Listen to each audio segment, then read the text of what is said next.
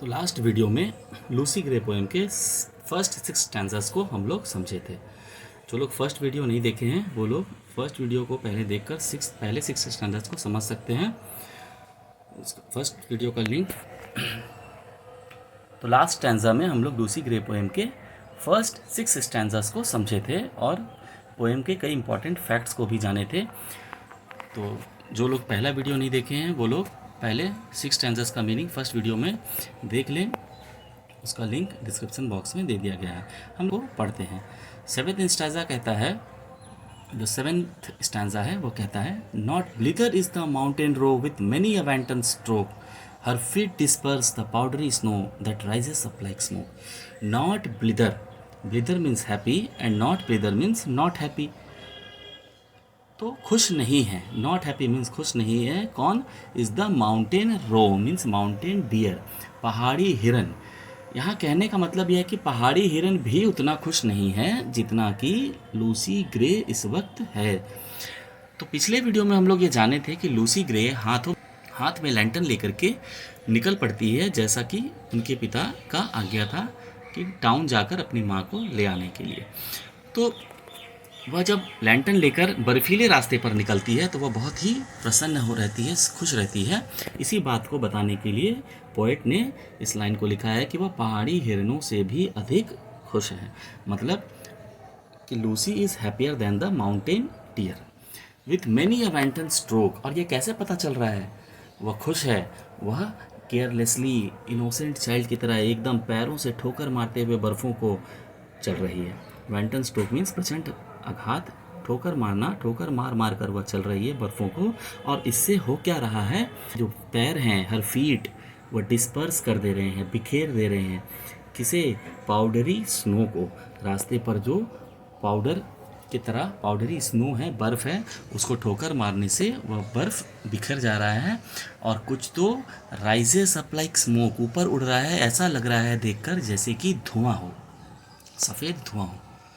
तो यहाँ यह बताया गया है कि लूसी ग्रे बहुत ही खुशी और उछलते कूदते पैरों से ठोकर मारते हुए वह रास्ते में चल रही है, एकदम केयरलेसली। वह एकदम इनोसेंट है और पैरों से उसके बर्फ़ जो है वह बिखर जा रहे हैं, कुछ ऊपर उड़ रहे हैं, ऐसा लगता है कि धुआं है।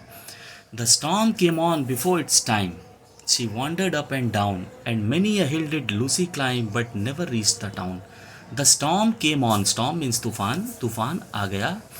बिफोर इट्स टाइम, टाइम से पहले, मतलब जो अनुमानित समय था, जो अनुमान लगाया गया था कि इस वक्त तूफान आएगा, तो तूफान जो है अनुमानित समय से पहले ही आ गया। She wandered up and down, वह इधर उधर भटकती है और रास्ते में चूँकि बहुत से पहाड़ियाँ थी तो वह उस पहाड़ी पर ऊपर नीचे इधर उधर भागती है। And many a hill did Lucy climb, बहुत सारी पहाड़ियों पर लूसी चढ़ती और उतरती है, इधर उधर भागती है, क्योंकि उसे टाउन पहुंचना था और वह तूफ़ान में फंस गई थी। But never reach the town, लेकिन लूसी बहुत प्रयास करने के बाद भी टाउन नहीं पहुंचती है। The rest parents all that night went shouting far and wide, जो दुखी माता पिता थे, रेस्ट मीन्स दुखी, उनके माता पिता जो बहुत दुखी थे वह दूर दूर तक चीखते चिल्लाते पुकारते लूसी को ढूंढते हैं उस पूरी रात, ऑल दैट नाइट। इससे क्या पता चलता है कि उसकी जो उनकी जो माँ थी, जिसे लाने के लिए वह टाउन जाने के लिए निकली थी, वह घर पहुंच चुकी थी, वह आ चुकी थी। तभी उसके माता और पिता उस पूरी रात, the rest parents all that night, उस पूरी रात, went shouting far and wide, दूर दूर तक चीखते पुकारते आवाज़ लगाते अपनी बेटी को ढूंढते हैं। But there was neither sound nor sight to serve them for a guide, लेकिन ना ही कोई आवाज़, ना ही कोई दृश्य, ना कुछ आवाज़ सुनाई देता है पुकारने पर और ना ही कुछ दिखाई देता है to serve them for a guide, कुछ ऐसा दिखाई देता है जो उनका मार्गदर्शन कर सके, उनको गाइड कर सके, लूसी को ढूंढने में मदद कर सके। उनको कोई भी ऐसा कुछ न सुनाई पड़ता है और न दिखाई पड़ता है। At daybreak on a hill they stood that overlooked the moor and thence they saw the bridge of wood a furlong from their door. At daybreak पहले भी यह शब्द ऊपर आया है फर्स्ट स्टैंजा में। तो डे ब्रेक का मतलब है सूर्योदय का वक्त, मतलब रात भर लूसी के माता पिता लूसी को ढूंढे और अब सूर्योदय का वक्त हो चुका है। अब ये लोग कहाँ खड़े हैं? दे स्टूड मीन्स वे लोग खड़े हैं कहाँ? ऑन अ हिल, किसी एक पहाड़ी पर खड़े हैं। दैट ओवरलुक्ड द मून, पहाड़ी पर खड़ा होने का मतलब यह है कि पहाड़ी पर खड़े होने से दूर दूर तक का दृश्य जो है ऊंची पहाड़ियों से दिखाई देता है। इसलिए वे लोग इस आशा से सूर्योदय के वक्त जब थोड़ा रोशनी हो जाता है तो ऊपर चढ़ जाते हैं, जहाँ से वे लोग दूर दूर तक देख पाए, लूसी को ढूंढ पाए।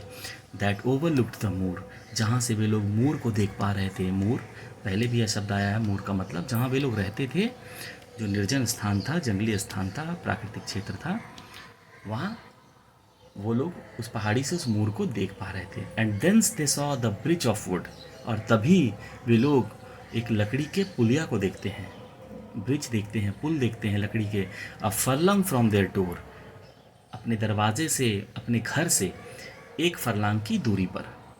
फरलॉन्ग जो होता है वो डिस्टेंस का यूनिट है, दूरी की इकाई है। जैसे हम मीटर में, किलोमीटर में दूरी बताते हैं, या मील में, माइल्स में, इसी तरह से फरलॉन्ग भी दूरी का एक इकाई है। लगभग 201 मीटर का एक फरलॉन्ग होता है। They wept and turning homeward cried, in heaven we shall meet, when in the snow the mother spied the print of Lucy's feet. अब देखिए यहाँ दे वेप्ट, रोते हैं वे लोग, और टर्निंग होमवर्ड, घर की तरफ मुड़कर, निराश होकर, होपलेस होकर, डिसअपॉइंट होकर अब वे लोग घर की तरफ मुड़ते हैं कि अब, और रो कर कहते हैं कि in heaven we shall meet, कि अब तो स्वर्ग में ही हम लोग मिलेंगे लूसी से। अब वे लोग इतना निराश हो गए हैं कि अब उनको लगता है कि लूसी से अब जो है मुलाकात नहीं हो सकता, अब तो मरने के बाद ही, स्वर्ग में जाने के बाद ही लूसी से मिल पाएंगे। तभी क्या होता है? When in the snow the mother spied the print of Lucy's feet, तभी लूसी की माँ देखती है, उनका नज़र पड़ जाता है, स्पाइड मीन्स देखना, देखती है the print of Lucy's feet. Spy के बारे में भी पहले हम लोग चर्चा ऊपर कर चुके हैं, स्पाई का मीनिंग। लूसी की माँ देखती है लूसी के फीट, लूसी के पैर, कदमों के प्रिंट को, निशान को, कदमों के निशान को देखती है, कदमों के चिन्ह को देखती है। बर्फ़ पर चलने से कदमों के निशान बन जाते हैं, और लूसी की माँ को लूसी के कदमों के निशान दिख जाते हैं। जब वो जैसे ही बहुत निराश होती है, वह लूसी के कदमों के निशान को देखकर फिर से उनमें कुछ आशा जग जाता है। Then downwards from the steep hill's edge they tracked the footmarks small, and through the broken hawthorn hedge and by the long stone wall. Then downwards, तब नीचे की तरफ, downwards means नीचे की तरफ। वे लोग कहाँ खड़े थे? पहाड़ी की चोटी पर, एज पर। हिल्स एज मतलब पहाड़ की चोटी, हिल्स के एज पर खड़े थे, चोटी पर। और स्टीप का मतलब ढाल। तो अब पहाड़ी के ढाल से, हिल मीन्स पहाड़ी के ढाल से, ऊंची चोटी से अब वो नीचे की तरफ बढ़ने लगते हैं। दे ट्रैक द फुटमार्क स्मॉल, और वो छोटे छोटे जो कदमों के निशान थे उसको ट्रैक करने लगते हैं, फॉलो करने लगते हैं, उन कदमों को के पीछे पीछे चलने लगते हैं, ताकि वे उनको लूसी का कुछ पता चल सके। And through the broken Hawthorne hedge, Hawthorne कहते हैं एक थॉर्नी शब को, मतलब कटीले झाड़ को, और हेज का मतलब होता है जब दो ज़मीन को, दो अलग अलग खेतों को, या दो अलग अलग धरती के टुकड़ों को, ज़मीनों को अलग दिखाने के लिए, बांटने के लिए, सेपरेट करने के लिए, पृथक करने के लिए बीच में जो कटीले झाड़ बिछाए जाते हैं। कह रहे हैं कि कहीं कहीं से ऐसे कटीले झाड़ जो टूटे हुए थे, ब्रोकन थे, वहाँ से, मतलब जब वो लोग लूसी के कदमों के निशान को फॉलो करते हैं तो देखते हैं कि कहीं कहीं से लूसी कहाँ से गुजरी है। टूटे हुए हॉथॉर्न हेज, कहीं हॉथॉर्न हेज, कटीले झाड़ जो दो ज़मीन को अलग अलग भाग में बांटने के लिए घेरा जाता है बीच में, उसमें उसके टूटे हुए हिस्सों से गुजरी है। तो कहीं वो लॉन्ग स्टोन वॉल, लंबे पत्थर की दीवारों के पास से, by the long stone wall के पास से वे लूसी गुजरी है। तो जैसे जैसे कदमों के निशान जहाँ जहाँ देखती हैं उसको वो लोग फॉलो करते हैं। And then an open field they crossed, the marks were still the same, they track them on, nor ever lost, and to the bridge they came. To the bridge they came, उसी पुलिया के पास वे लोग पहुँच जाते हैं जो पहाड़ी के ऊपर से देखे थे। And then an open field they cross, तब वे लोग एक खुले मैदान को क्रॉस करते हैं। The marks were still the same, वो जो कदमों के निशान थे वे अभी भी बिल्कुल वैसा ही है, और उसी को वे लोग फॉलो करते चले जाते हैं। दे ट्रैक्ड देम ऑन, उसको फॉलो करते जाते हैं, नॉर एवर लॉस्ट, जब वो लॉस्ट नहीं होता, वो कदम का निशान खोता नहीं है, जब तक वो लोग उसके पीछे पीछे चलते रहते हैं। And to the bridge they केम, और इस तरह से वे लोग उन कदमों के निशान को फॉलो करते करते कहाँ पहुँच जाते हैं, उस ब्रिज तक पहुँच जाते हैं, उस पुलिया तक पहुँच जाते हैं।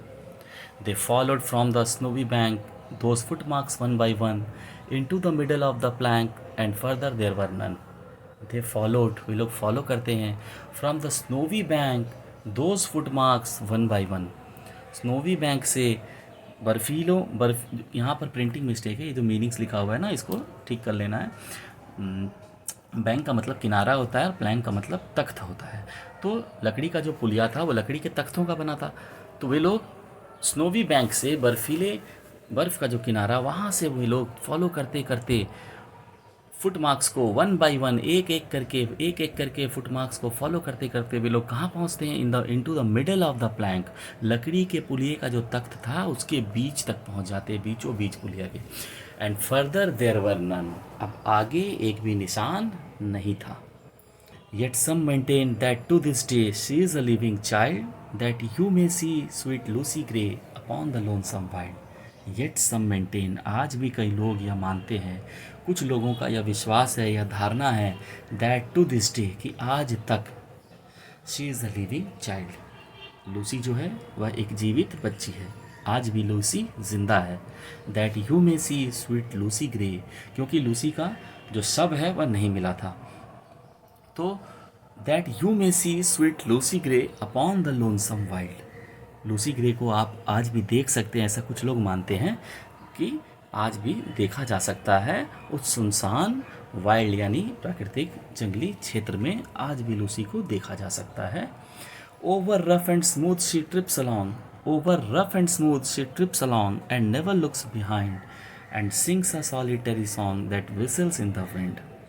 तो over rough and smooth जो रास्ता है वहाँ, अब पहाड़ है, बर्फीली रास्ता है, पहाड़ी रास्ता है, तो क्या होगा, रास्ता कहीं रफ है कहीं स्मूथ है, वहाँ वो लूसी जो है ट्रिप्स अलॉन्ग, वहाँ चलती है, एंड नेवर लुक्स बिहाइंड, और पीछे मुड़कर कभी भी नहीं देखती है, and sings a solitary song, और वह सॉलिटरी सॉन्ग गाती है।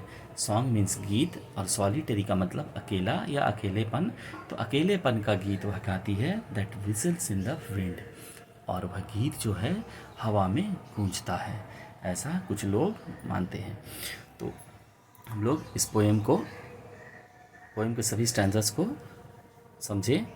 अगर कोई प्रॉब्लम है, कुछ भी नहीं समझ में आया हो, कुछ जानना हो तो कमेंट में पूछ सकते हैं। और जैसा आप लोग सब जानते हैं कि AEC का जो पेपर है वो 50 मार्क्स का होता है, 25 क्वेश्चंस केवल और केवल MCQ रहता है। तो इसके नेक्स्ट वीडियो में इस चैप्टर का सारा क्वेश्चन आंसर्स अपलोड कर दिया जाएगा।